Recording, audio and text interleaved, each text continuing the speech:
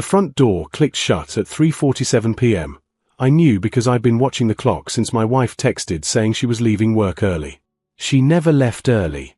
In 8 years of marriage, she'd powered through migraines, stomach bugs, even a sprained ankle, always insisting the office needed her more than our couch did. "I'm home," her voice drifted from the entryway, hoarse and weak.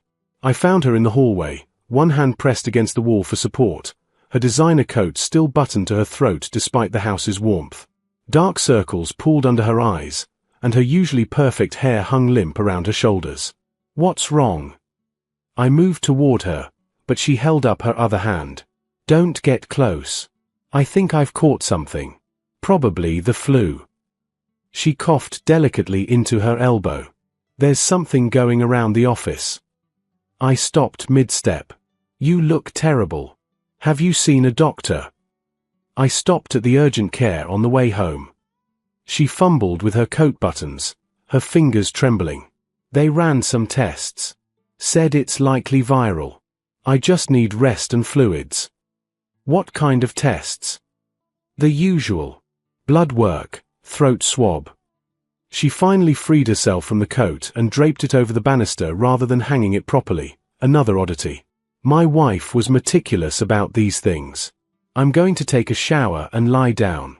Can you sleep in the guest room tonight? I don't want you catching this." Before I could respond, she was climbing the stairs, each step deliberate and careful as if her body ached. I heard the bathroom door lock, then the shower running for nearly 40 minutes. When she finally emerged, she went straight to our bedroom and closed that door too. I stood in the kitchen, staring at her abandoned coat.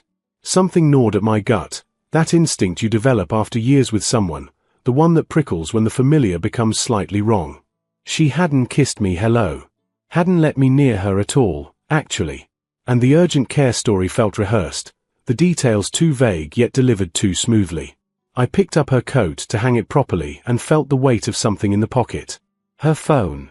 She'd left her phone, which she guarded like a nuclear launch code, unsecured in her coat pocket. My hand hovered over it. We'd never been the kind of couple who snooped, who violated trust with invasions of privacy. But that gnawing feeling intensified. The screen lit up at my touch. No passcode. She'd disabled it. My heart hammered as I opened her messages. The most recent thread made my blood run cold. Contact name, office, Sarah. But the messages weren't about spreadsheets or meetings. Can't stop thinking about yesterday. When can I see you again? My wife's working late Thursday. Come over. You're incredible. I've never felt this way. I scrolled up, my hands shaking. Weeks of messages. Months. Maybe. Planning meetups, stolen afternoons, hotel rooms. And then, from 3 days ago, I need to tell you something. In person. It's important. Yesterday's messages were frantic. Please call me. We need to talk now. Then, this morning, I went to the doctor. You need to get tested. I'm so sorry. The phone nearly slipped from my grip. I steadied myself against the counter, reading the last message again and again. The urgent care visit. The mysterious tests. The desperate need to keep me away from her. She hadn't caught the flu at the office. She'd caught something else entirely, from someone else entirely. Someone who wasn't named Sarah and didn't work in any office except perhaps the one where they conducted their affair. I heard movement upstairs, the bedroom door opening. I quickly locked her phone and slipped it back into her coat pocket, my mind racing. Part of me wanted to storm up there and confront her immediately.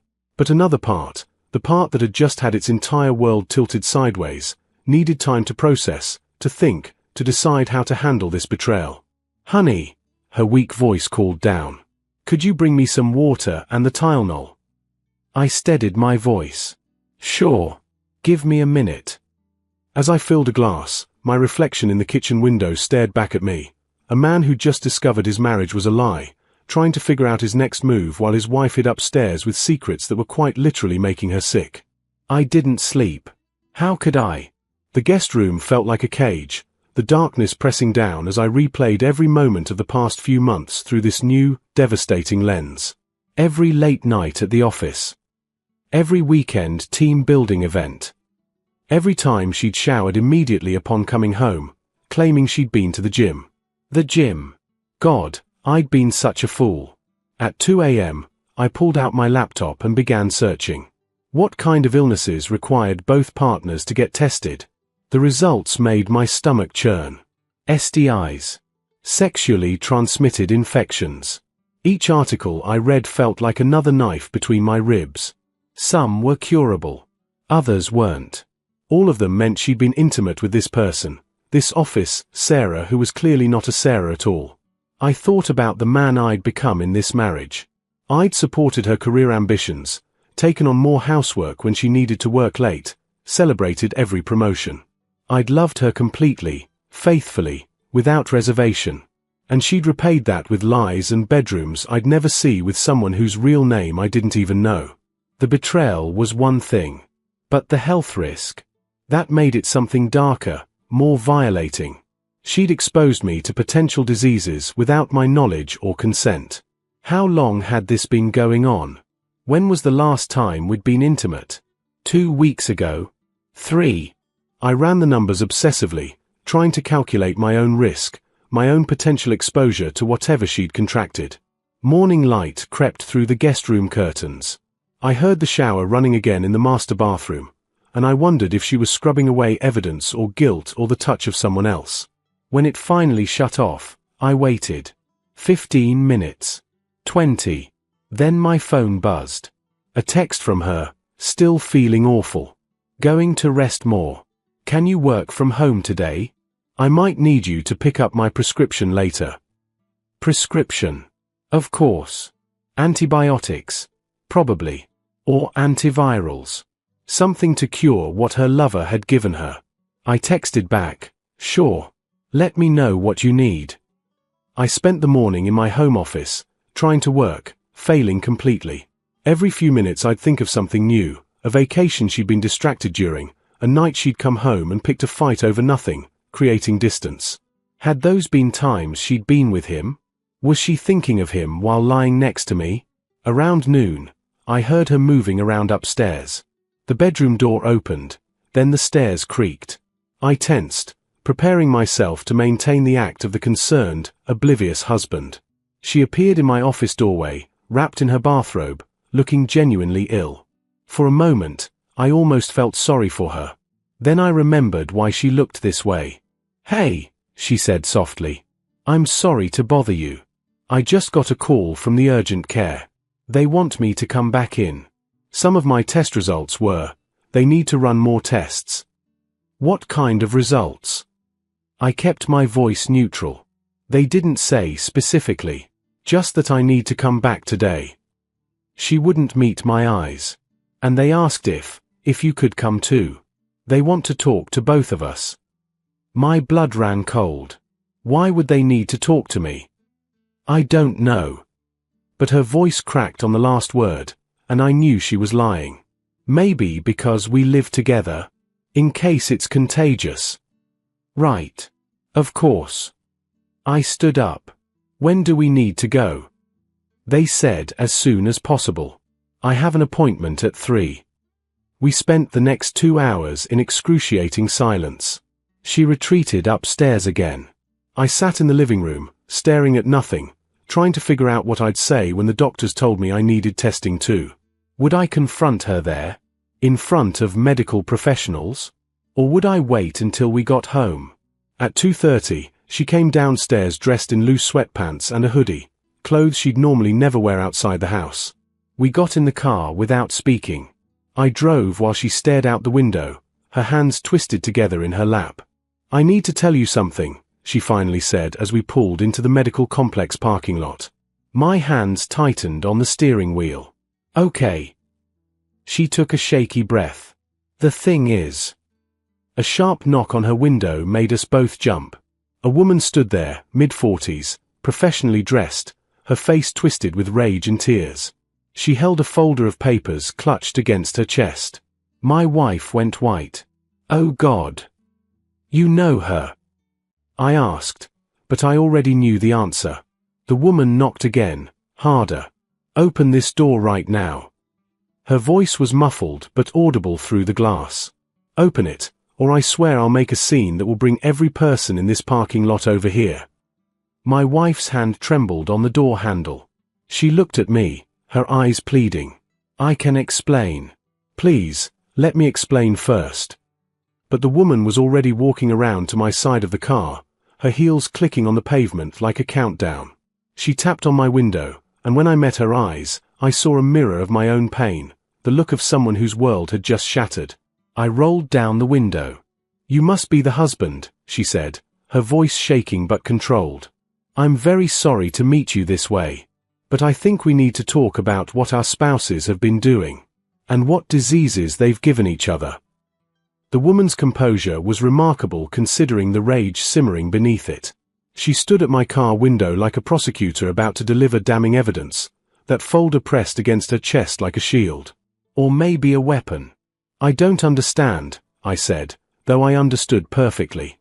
I just needed to hear it spoken aloud. My name is Catherine. I've been married for 16 years. 3 children. Her voice caught, but she pushed through. And for the past 7 months, my husband has been sleeping with your wife. Beside me, my wife made a small, strangled sound. Catherine, please, this isn't. Shut up. Catherine's words cracked like a whip. You don't get to talk anymore. You've done enough talking, apparently. To my husband, in my bed, while my kids were at soccer practice. My hands were still on the steering wheel, gripping it so hard my knuckles had gone white. 7 months. She'd been lying to my face for 7 months. I found out 3 days ago, Catherine continued, addressing me now. Found a credit card statement he'd hidden. Hotel charges. Restaurants I'd never been to. When I confronted him, he broke down. Told me everything. She laughed bitterly. Well, almost everything. He left out the part about the gonorrhea. The word hung in the air like a bomb. Gonorrhea. My wife had gonorrhea. Which meant I might have it too. He came home from the doctor yesterday, Catherine said, opening her folder. Gave me these. She pulled out several papers, medical documents with official letterheads. Test results. Positive for gonorrhea and chlamydia. The doctor asked where he might have contracted them. That's when he admitted there was someone before your wife. A woman from his gym, apparently. A brief thing, he said, like that makes it better. I felt like I was underwater, sounds distorted, reality bending. Before. Oh, you didn't know. Catherine's smile was cruel. Your wife wasn't his first affair. Just his most recent. He gave her these infections, and now she's given them to you. Probably. That's why you're here, isn't it? For testing. My wife's door suddenly flew open, and she stumbled out, vomiting into the landscaping. Catherine and I watched in silence as she retched, one hand braced against the car. When she finally straightened, tears streaming down her face, she looked at me through the windshield. I'm sorry, she mouthed. Catherine walked around to where my wife stood, maintaining a careful distance. Sorry doesn't cure infections. Sorry doesn't give me back my marriage or explain to my children why mommy and daddy are getting divorced. She held out the papers. But these might help him understand what you've done. I got out of the car, my legs unsteady. Catherine handed me the documents, and I scanned them with growing horror. Positive results. Treatment plans. A note about partner notification, a clinical way of saying tell everyone you've infected. Where is he now? My wife asked quietly. Your husband. At his mother's house. Where he'll be staying permanently. Catherine's voice hardened. I want you to understand something. I didn't come here for you. I came for him. She pointed at me. Because I know what it's like to be the one left in the dark while your spouse destroys everything. He deserves to know the truth, all of it, not some sanitized version you'd eventually tell him. How did you find us? I asked. Your wife's name was all over his phone. Social media made the rest easy. I saw your post about coming to this medical center for her appointment today. Catherine shrugged. Technology makes everything so much easier, doesn't it? Cheating. Getting caught. Ruining lives. My wife was crying openly now, mascara running down her cheeks. I never meant for this to happen. We connected, and it felt. Don't. I finally found my voice, and it came out like gravel. Don't tell me how it felt. Don't tell me about your connection. You exposed me to diseases. You lied to me for 7 months. You stood in our home, in our bed, and you lied. I was going to tell you today, she sobbed. After the appointment. I was going to tell you everything. Only because you got caught by biology, Catherine interjected. If you hadn't gotten sick, how much longer? Another 7 months. A year. Until he gave you something incurable. The cruelty of it hit me then. She'd only confessed because she had no choice. The infections had forced her hand. If not for that, I might still be in the dark, trusting her, loving her, while she lived this double life. I need details, I said, my voice surprisingly steady. How long until I can get tested? What's the treatment? What are the chances I have this? Catherine handed me more papers. This is information about both infections. Gonorrhea and chlamydia are both bacterial, treatable with antibiotics. But you need to be tested immediately. If you've been intimate with her in the past few weeks, your risk is high. 10 days ago. We'd been intimate 10 days ago. She'd come home from dinner with colleagues, had wine on her breath and an urgency I'd mistaken for desire. Had she been with him that day too? Had she gone from his bed to mine? The thought made me physically ill. I'll leave you two to sort this out, Catherine said, stepping back. But I wanted you to know the truth. All of it. Not the version she'd eventually work up the courage to tell you. She looked at my wife with undisguised contempt. Goodbye. I hope you understand what you've destroyed. And I hope it was worth it. She walked away, her heels clicking across the parking lot, leaving us standing there with her truth scattered between us like broken glass. The urgent care center's fluorescent lights felt accusatory as we sat in the waiting room, 3 chairs between us. My wife kept trying to catch my eye, but I stared straight ahead, those medical documents still clutched in my hand. Around us, people scrolled through phones, coughed into elbows, lived their normal lives while mine disintegrated. Your turn, the nurse called out, looking at my wife. She stood slowly, then paused. Will you come with me? She asked quietly. No. She flinched like I'd struck her, then walked through the door alone. I watched it close behind her and felt nothing but a vast, echoing emptiness where my marriage used to be. 20 minutes later, a different nurse called my name. I followed her to an examination room where a doctor with kind eyes and graying hair waited. I understand you're here for STI testing, she said gently. Your wife indicated you may have been exposed. The clinical language made it almost bearable. Exposed. Like it was a chemical spill instead of a betrayal. Yes. Her. The man she was seeing tested positive for gonorrhea and chlamydia.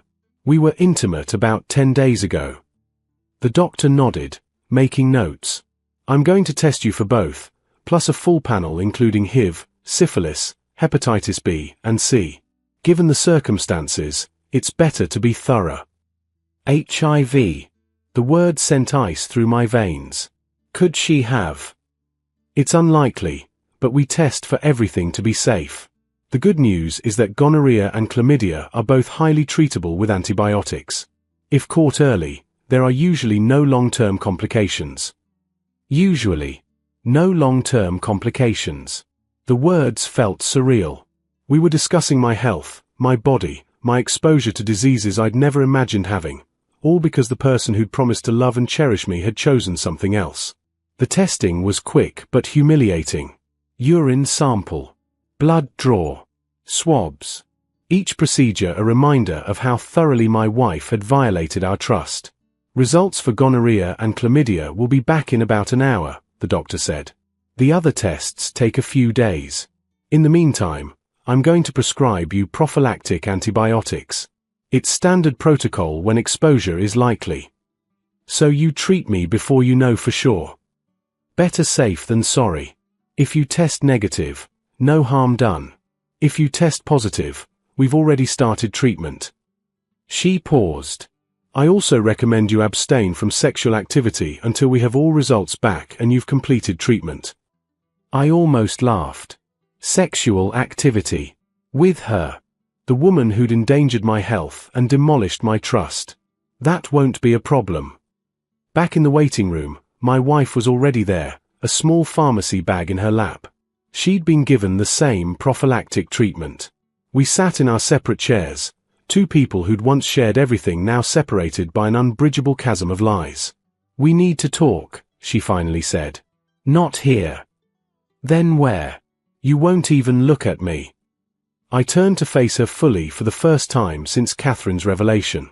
What exactly do you want me to say? That it's okay? That I understand? 7 months. You looked me in the eye for 7 months and lied. I never wanted to hurt you. But you did it anyway. I kept my voice low, aware of other patients nearby. Every time you left for a work event.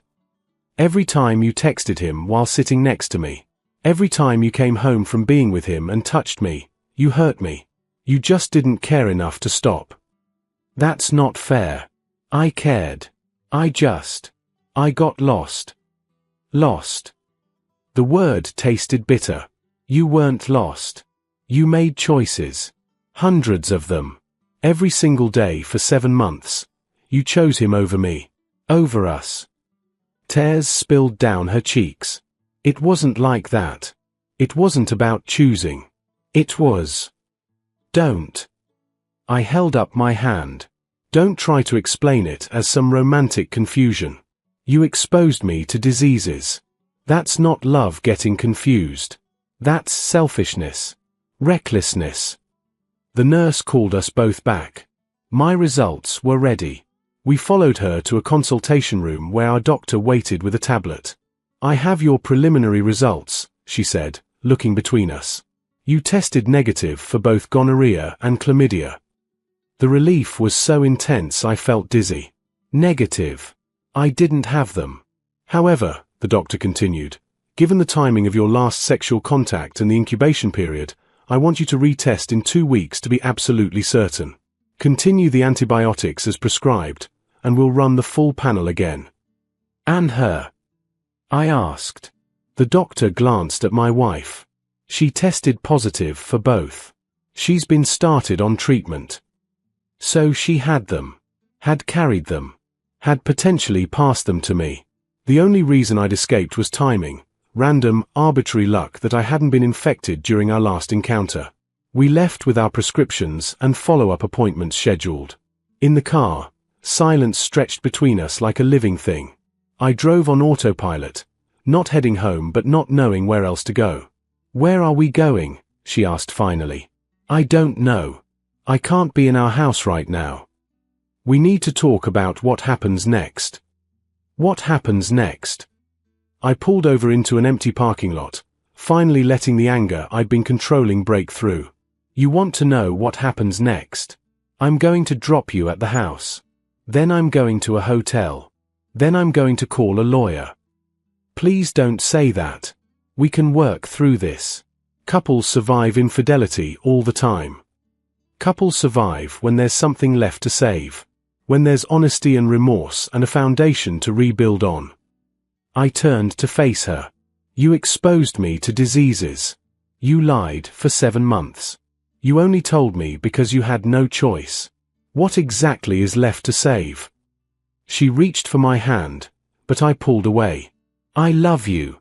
I know I don't deserve to say that, but it's true. I love you, and I'm so sorry. If you loved me, you wouldn't have done this. People make mistakes. A mistake is forgetting an anniversary. This was 7 months of calculated decisions. Hotels. Lies. Risking my health. Those aren't mistakes. That's a choice to value your wants over my well-being. I started the car again and drove her home in silence. I dropped her at the house without going inside. Watched her walk up the driveway we'd once walked together planning our future, back when I believed in permanence and vows. She turned at the door, her face a portrait of devastation, but I pulled away before she could say anything more. The hotel room was generic and sterile, exactly what I needed. No memories here. No photographs on walls or shared spaces that whispered about what we'd been. I sat on the edge of the bed and finally let myself fall apart. I called my brother first. He listened in silence as I explained everything, and when I finished, he said simply, "I'm coming over." "You don't have to." "I'm coming over." He arrived within an hour with beer, pizza, and the kind of quiet support that didn't require words. We ate mostly in silence, the television playing something neither of us watched. "What are you going to do?" he finally asked. "Divorce her." The word felt both too big and too small. I can't be with someone who did this, who risked my health like it meant nothing. That's reasonable. Is it? Everyone always talks about working through infidelity, marriage counseling, rebuilding trust. Everyone isn't you. Everyone didn't live your marriage. He set down his beer. But I'll tell you what I think. Trust isn't just broken here. It's obliterated. She didn't just cheat, she endangered you physically. That's a different level of violation.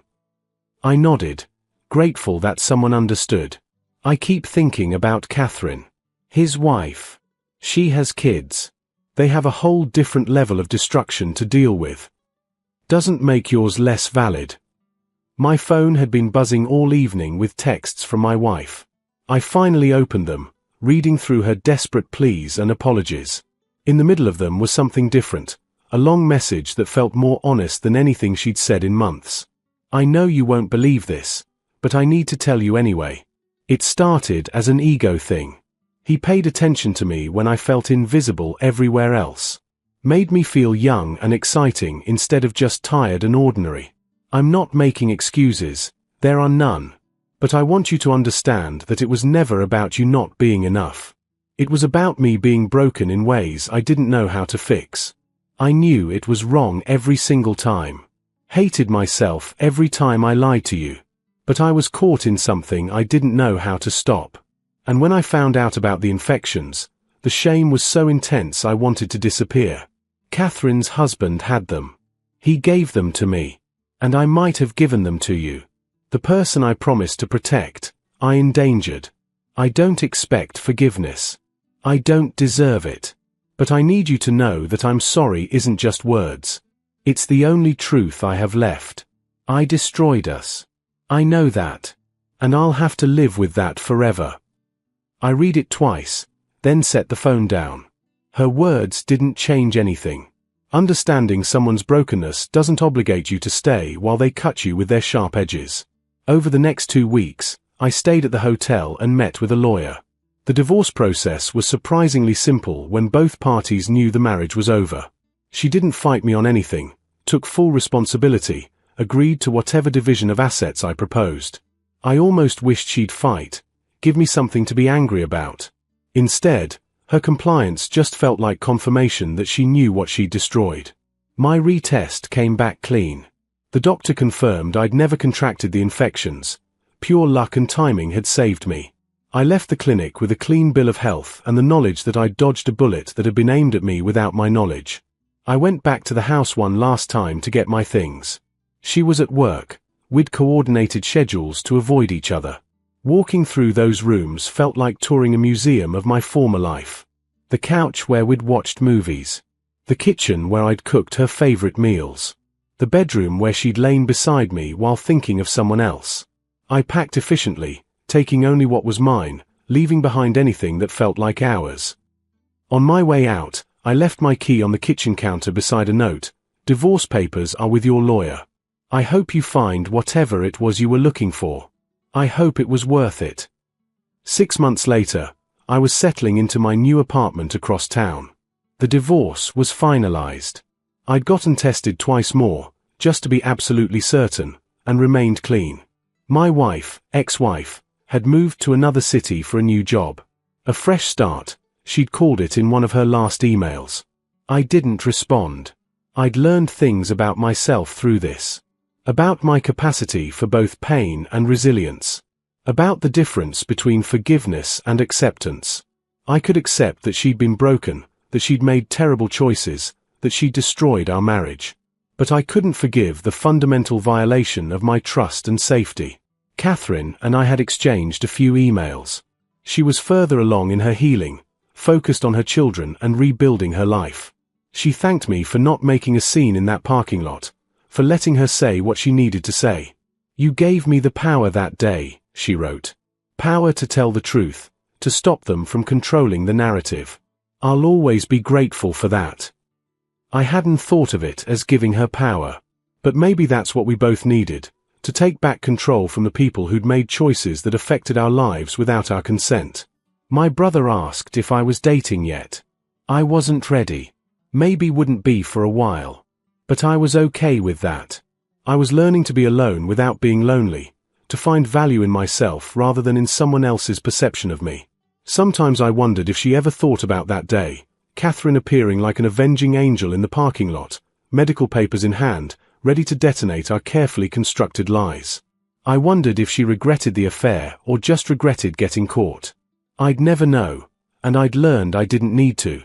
What I needed was to move forward, to build a life based on honesty, even when it was painful, to trust again, eventually, when I found someone worthy of that trust, to remember that someone else's betrayal didn't diminish my worth or my capacity to love. The scars would always be there, phantom pains that surfaced unexpectedly. But scars were evidence of survival, of wounds that had healed. I was surviving. More than that, I was slowly learning to thrive again. My phone buzzed with a text from a friend inviting me to dinner. I looked around my new apartment, smaller than the house, but mine. Honest. Uncomplicated by lies. I texted back yes, grabbed my jacket, and walked out the door. The evening air was cool and clean. Somewhere in another city, my ex-wife was living with her choices. Somewhere nearby, Catherine was putting her children to bed and rebuilding her family. And me. I was learning that sometimes the end of one story is just the beginning of another. That betrayal doesn't define you unless you let it. That health, physical and emotional, is worth protecting fiercely. I walked toward my car, toward dinner with friends, toward whatever came next. The past would always be there, a shadow I'd carry. But shadows only exist where there's light. And I was walking toward the light.